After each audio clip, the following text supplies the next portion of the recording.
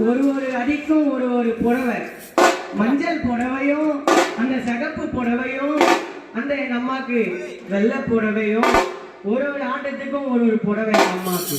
எங்க அம்மா அவதரித்து சக்தியாக அவதரித்து சமயமெல்லாம் ஆள வந்து இந்த அங்காள பரமேஸ்வரி எப்படி வரணுமா அம்மா